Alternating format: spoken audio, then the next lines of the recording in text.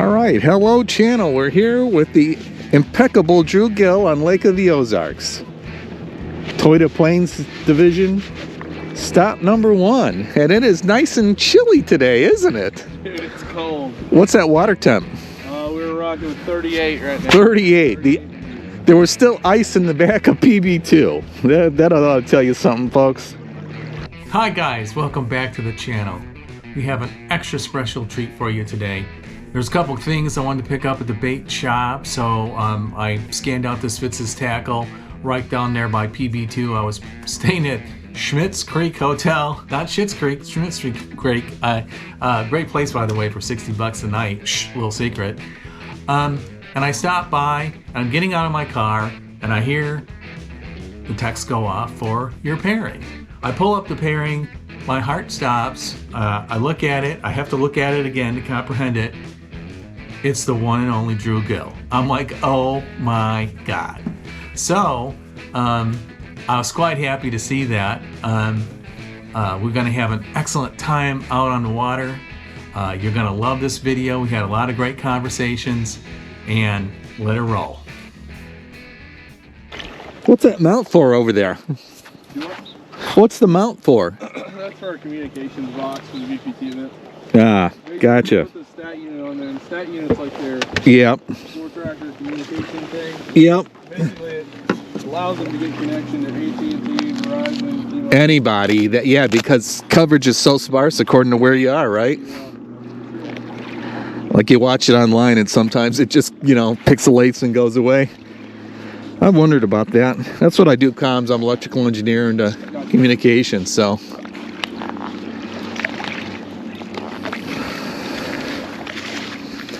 Yeah, I just turned 60 last year. I cut down to 30 hours a week so I can do some more fishing. Yeah, you watch all these podcasts. I mean, man, you get to live the life. I work like a dog. I don't want to work like a dog till the day I die. You know what I mean? Get some work-life balance in there. How'd you get into fishing? Well, I fished with my dad growing up, but I was kind of just a whatever bites kind of guy. I just wanted to catch something. Yep. My whole childhood. Eventually, he bought me my first bait cast when I was like 12, and I didn't actually really pick it up. It's too frustrating for me. I didn't want to deal with it. I was like, bastards, why would I fish for something that's so hard to catch? I don't want to fish for something that's hard to catch. I want to go bluegill fishing for the rest of my life. Yeah. Eventually I picked it up. I was like, you know what? I had a week at church camp, and I was like, they got a pond there. I'm just gonna take this bait caster, and that's all I'm gonna take. And either I'm gonna fish with it or not at all. And I fell in love with it. It was so fun because I get to just walk the bank of that pond and pick out the little indentions in the bank, and the little laydowns and bushes and all the little differences on the bank, and just kind of play around and find what worked, find what didn't, and I just got a name of it. Yeah, my dad used to take me. We'd go to either river trout or salmon fishing, warm water discharge by the power plants up in northern Illinois or southern Wisconsin, or pier fishing for like perch during the summer. I remember the brown trout would come in and spawn in February. I didn't like going fishing in February in Chicago on Lake Michigan. You didn't need a cooler for your fish, shall we say. Yeah, that's probably true. So you still home base out of Illinois? You moved down to like Tennessee or something like most guys? I'm still in Illinois. The next couple of years I'm probably going to move to Kentucky. Kentucky like somewhere pretty sentimental to me. And yep. definitely more convenient driving wise for everything. Yeah, more centrally located. I'd like to be living pretty near a major body of water where I can, for content reasons. Oh, yeah.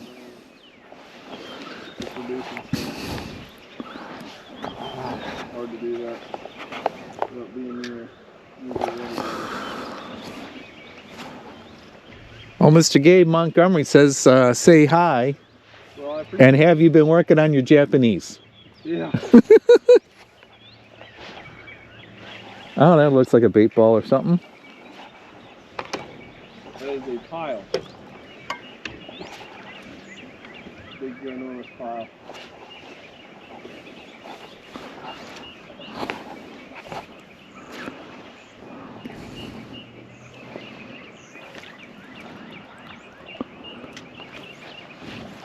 Oh, I think I had a follower. But he wasn't even a keeper. He was a little guy. See it with your eyes? Yeah.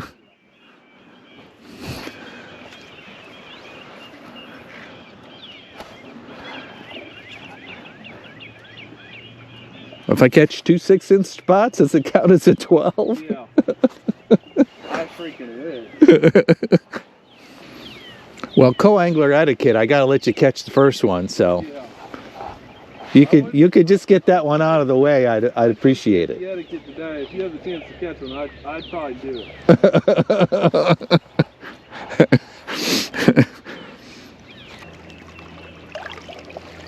So you're gonna fish the 3 plains, and what else you gonna fish, you know? I fished Pickwick. Pickwick? When is that one? Which one? It happened in February. Oh, it's already, okay. Yep. Oh, that's right. I saw that. That's right. I forgot about that. The weights were dumb.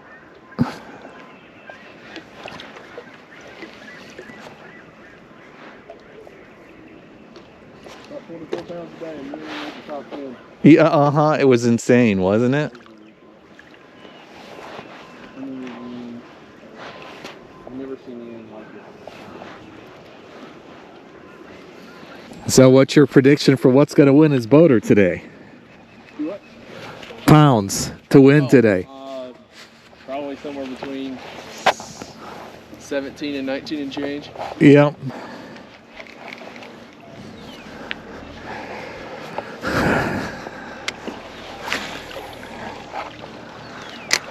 That'd be what I'd be thinking. Yeah, someone always finds them, you know? Yeah, and it's just this time of year, it's too easy. If you're getting bit, it's too easy to catch a good one. Yep. Not saying too easy like it's a bad thing, I'm just saying like the likelihood of it. Oh, yeah, being at the right place at the right time when they're there and feeding, right? This time of year, it's just the fish weigh so much more than they normally do. Yep. It makes shorter fish weigh. It's great. It makes the weights good. It makes it very fun.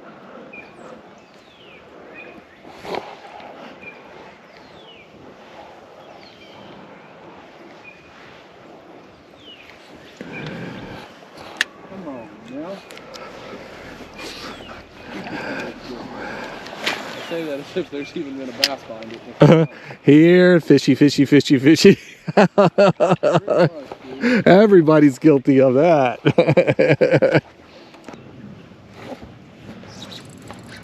Yeah. Got one? Coming. I don't know if it's a bass, but I was afraid that's what the... not a bass. What is it? It is a drum. A good old drum, man. It's usually me that catches the drum. Ever draw Alan Bernicki? I've never had Alan.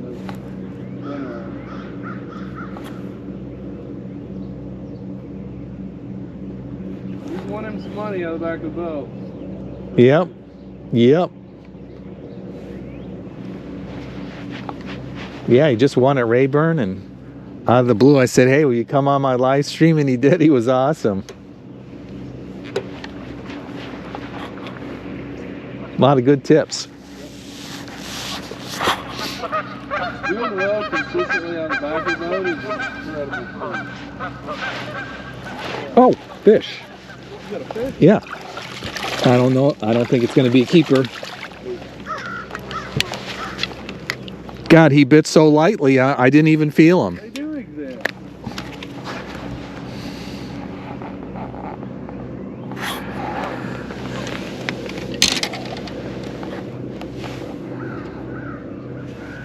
That's not a spot, is it? I'm not good at... No, that's a large. That's a largie. That's what I thought.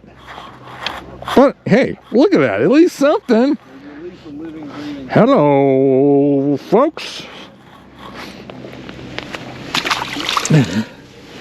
I just thought it was like a stick in the brush pile I pulled through, you know? You know, And then all of a sudden I'm like, wait a second, it's wiggling.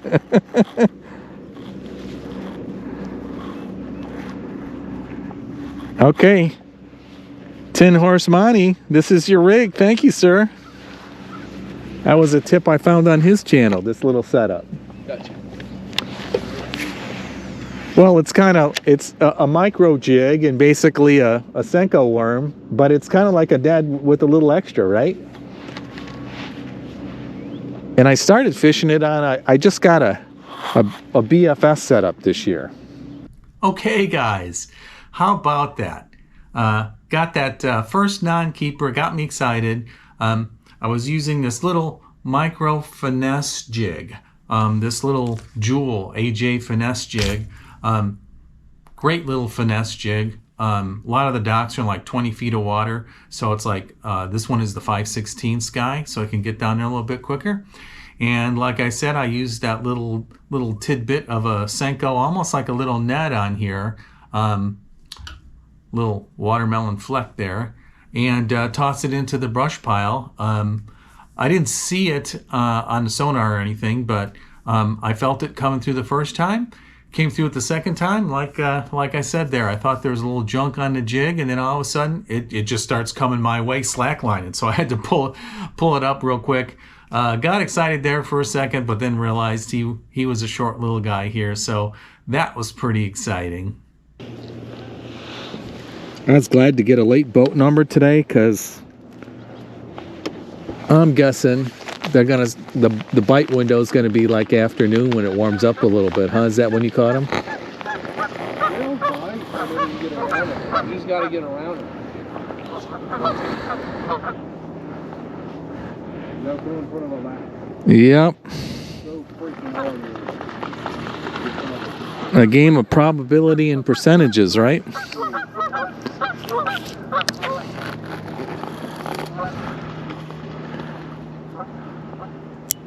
I just rewatching that interview series that Fish Shimon Johnny Schultz had with Rick Clunn here, and he's talking about him and Van Dam in the day. I mean, they were just like, I want to make 2,500 casts, and it was about just pure numbers of casts. Inefficiency, guys. Yeah, And he goes, I see you guys now, what you're talking about, Johnny. You just go out and scope for 5 hours and not even cast once until you get on them. Make 100 good casts a day, Yep. It's different, in bass fishing you have two concepts, efficiency and effectiveness. And Yeah. the ideal balance of both is kind of where the magic is. Well, yeah, that's what we're talking about. And he's like, yeah, I got to learn to do more of your stuff. And when is the right time to do one or the other, And finding the right combo. It is laughable how few fish I'm seeing. Yeah. Like, dead sea. Yeah, I've noticed that on my lake. I'm like, they got to be somewhere, and it's only a 200-acre lake. I go around early in the year and look, or late in the fall. It's like, where the hell are they? I'm like, they got to be just hugging on the bottom somewhere. In a situation like this, I would love to have the time to just drive around with an aqua view. Just look. Yeah. Just look at the most unlikely or random places. And I think it would kind of be shocking how many fish are stuck to the bottom on stuff you'd never imagine them being on. Yeah. And you can't even pick up on, like, on sonar, yeah.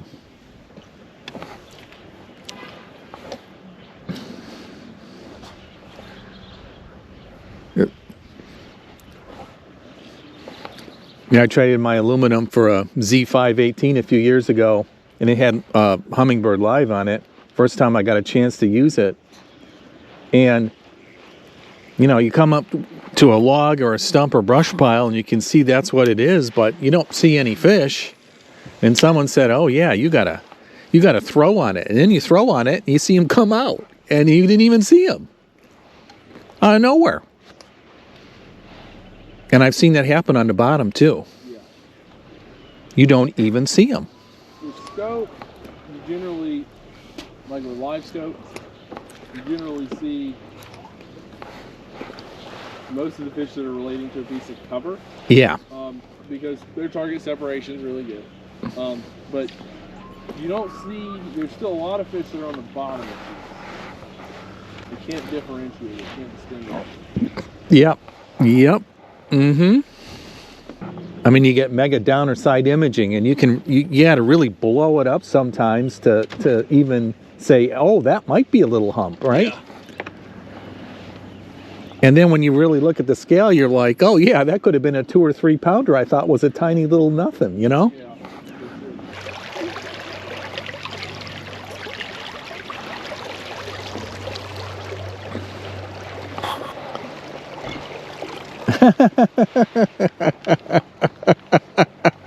Okay.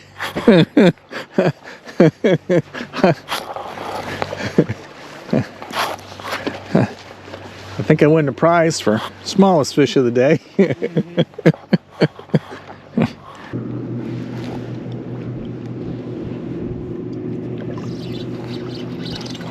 Fish.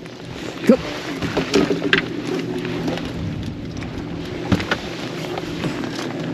Right species. We're getting closer as we keep trying.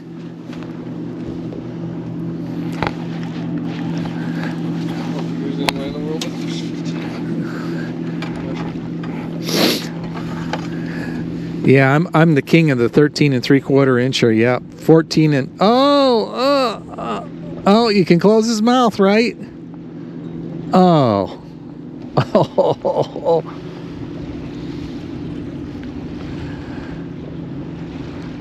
Nope.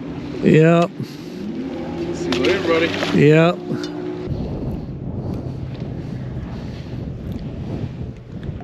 So does the BPT do that random 5 lie detector test like Bassmaster's been doing? They do polygraphs at every tournament. For the winners too, right? Well, they don't do it. Okay, just random draw. Yeah, random draw every time. Then if they feel like they have reason for it, Yeah. Yeah.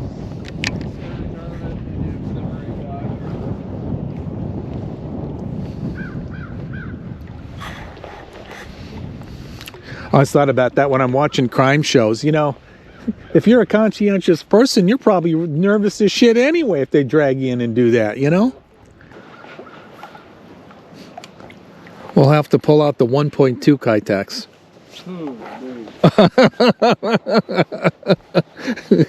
A new invention, huh? Yeah, 1.2. Brought to you by your tackle caddy. Where'd you get those? Don't ask.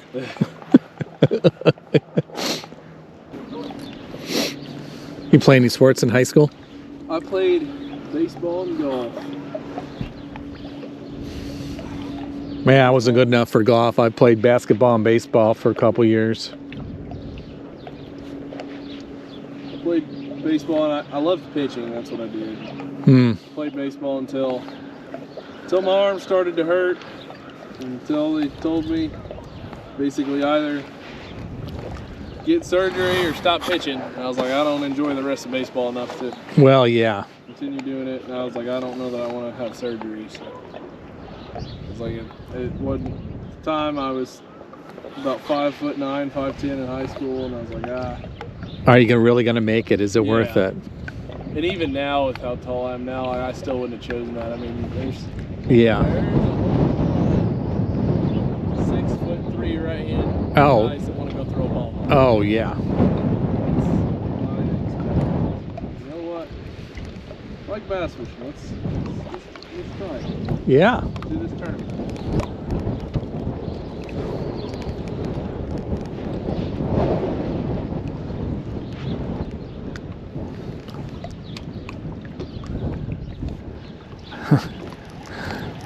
I've never been on this lake and see so few of boats. Maybe it's trying to tell me something. At least it's gonna suck. You can suck and not have party motors now. Oh my God. Last time I was here was like mid-September. We had 4 and 5 foot swells by 10 a.m. when we were coming in at 2. It was like 6 footers. Yeah, to the party. Yeah.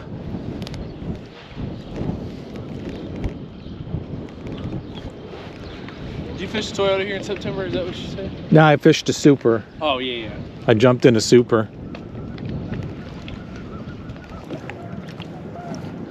I wonder if someone's counted all these docks on this lake. How many freaking docks there is on this lake? There's like approximately 74,000. 7,400 or 1,000? 1,000. Oh my gosh. More docks than any other reservoir in the country. You know, I was thinking about that. I was thinking about that last time I came down, but I didn't ask my guy. I meant to Google it. I'm like, geez. Everywhere you go, it's house to house to house, dock to dock to dock to dock to dock. Yep.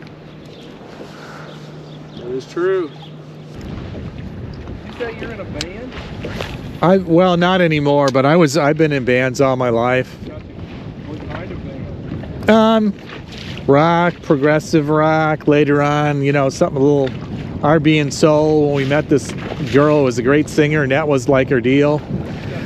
But now I got this cool thing in St. Louis. This guy has a musicians meetup group, and it's like, you know, the meetup groups and stuff. So once a month, it's an incredibly structured jam session. I mean, we go to a real club, real PA, real light show, and a lot of the people are actually in bands or, you know, kind of semi-pro. So it's really cool. And it doesn't get in the way of my fishing. You know what's getting in the way of my fishing? Being on Lake of the Ozarks. There's no fish involved as far as I'm concerned. What's getting in the way of my fishing is no bleeping fish. You're seeing some finally? Yeah. They're just not in the mood.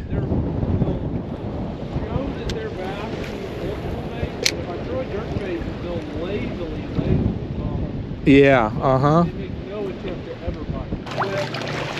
Come in. Get ready. Oh, yeah.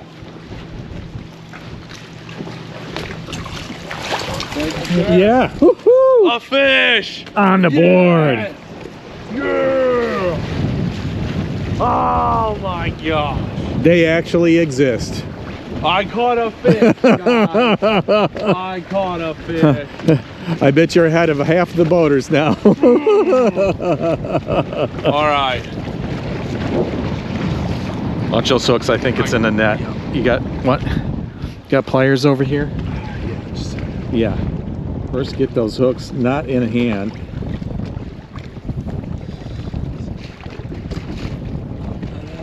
Yep. That right there is what we're talking about. A big giant fish. A big giant Big giant keeper. yeah, That's what I'm talking about. yeah. Yeah, there's a nice brush pile right in front of this dock. I keep going through it. I'm hoping something might happen. I caught a fish. That's what it was. That's how it starts. It always has to start with one.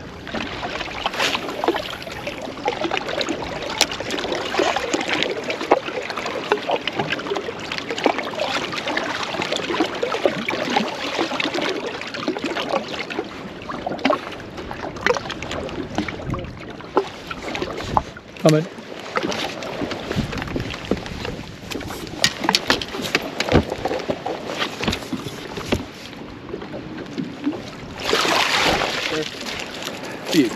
I think he's just gonna make it. I'm guessing. Just. He'll be very close. Squeaker. I think he'll be 15. Oh, yeah. Thank you, sir. Yeah, that's really in there. You just set it down. We'll deal with it. Yep. You sure? Yep.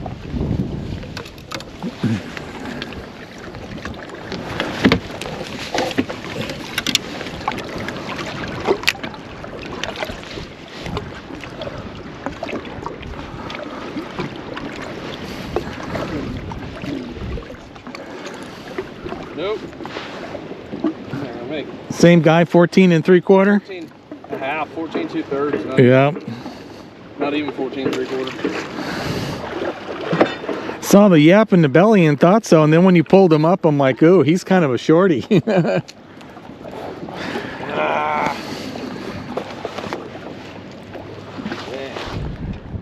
Close but no cigar.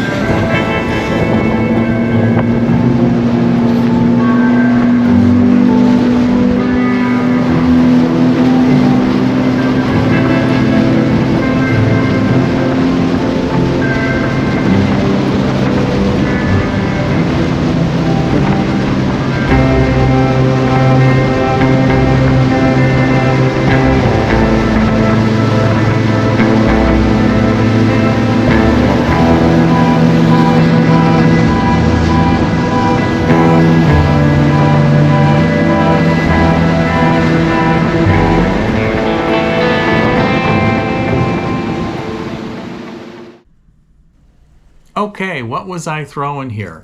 I started out, I really felt I knew I was going to have to fish finesse. It was really cold out there. Heard guys talking about, you know, either dragging a jig or something small on the bottom or like a jerk bait. I started out early in the morning with this allergy bone mega bass. This is a Vision 95 or something like that here. Started out with this guy because we were in a shaded area. The water wasn't perfectly clear. You know, this stood out a little bit, not too much here. Threw that a bunch to no avail. Then when we got in more cleaner waters, the sun came out a little bit. I got this little X Nanahan, you know, the wonderful translucent matte shad. Still nothing going on with that guy either. You see, I even took little bitty Kitech here and put that on. I had it on a shaky head, believe it or not, a few times, and I had it on a Ned, and I even threw the little Ned bit around. And actually, I threw, you know, as the day went on, and I saw Drew even having a hard time, you know, catching him up high. He would throw an Alabama rig or a jerk bait right over a brush pile and see him. They wouldn't come out. Hardly sniffed it. I was fan casting mooch minnows and my favorite mare minnow you see me throw all the time, and you know, couldn't get a bite here. When, you know, when the water's that cold, there's not many fish out, you're really, you know, you're really casting into the abyss. So what I really keyed on was the finesse jig and the Ned here, you know, just going as slow as I could on the bottom, or the little you know, the Kitech on the bottom. And of course I took a little chartreuse just on the tail to give them a little something here. And man, I could not muster up you know, another bite that day. I had a couple maybe somethings, but when you're coming through, you know, so much brush, occasional grass here and there, it's hard to tell, but I doubt I had another bite. It was great to be out on a boat with Drew. He's a great guy, great conversation, tell me about everything he does, answering all my questions. He was out there surgically, you know, hitting targets mainly on brush piles and stuff like that. He got a couple on a jerkbait, a couple on the A-rig, and that's really all the bites he had. He was wiggling that minnow all the time. I think he had one on a minnow. I didn't put it on here. It was on for, you know, he didn't even get a chance to see it. And I think that drum ate his little wiggle minnow too here. But it was a great time, a time I'll always remember. And it was a really tough day. If you watch any of the videos, the water was starting out at like 37 degrees. The warmest kind of cove we could hit was maybe 40 degrees. Shad kill happened through the week. They couldn't even practice on Sunday. The lake was so iced up. Billions of shad were everywhere. The fish could easily, you know, gorge on them. And I kind of heard later they were just really down even deeper than we were fishing. We were fishing from say 10 to 20 most of the time, and where we heard later people were catching, it was even deeper. But anyways, I picked up a bunch of stuff, learned some new techniques, and we'll look at day 2. I learned even more on day 2, and keep your lines tight. Thanks for tuning in, and see you on the next Bass Angular.